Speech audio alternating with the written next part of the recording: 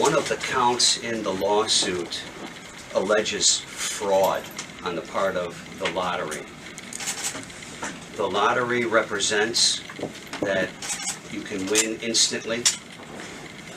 They fail to tell you, at least as of July 1st, they failed to tell you that they're not going to pay, but yet they continue to sell the tickets under those false pretenses. The false pretense that if you win, you're an instant winner and you're entitled to your money and we're going to pay you your money. And you're not getting paid. And there's no end in sight. So if any business did that, they would be indicted for fraud.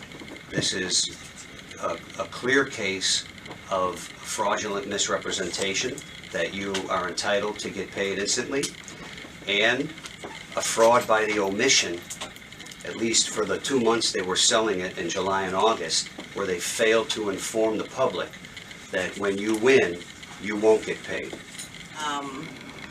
We had planned to go to Minnesota this past weekend also, because my daughter is, you know, she's been married about a year, but they moved to Minnesota like 8 months ago, but I hadn't been able to go see where they live at or anything.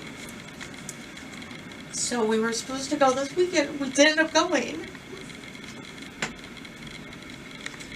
But because he had to borrow money for us to go, we had to cancel most everything that we planned on doing. You know, because we also, remember, because she had already purchased tickets for a dinner theater we were going to on Saturday night, and we were going to give us money when we got there.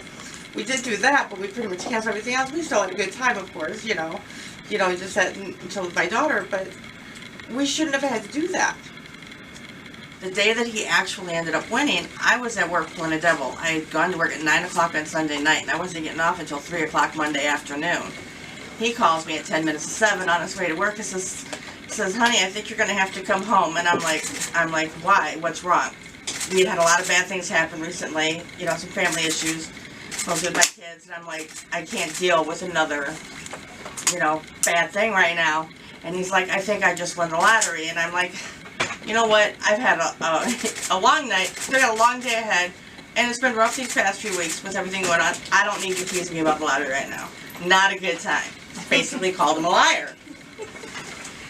Until I got the voicemail later from him saying, honey, I just went and got it verified. I have the paperwork. Yes, I did win $250,000 in the lottery, and I really felt bad on the way. So, you know, I mean, he was so excited when he won this, and then all of a sudden, and then he won July 20th.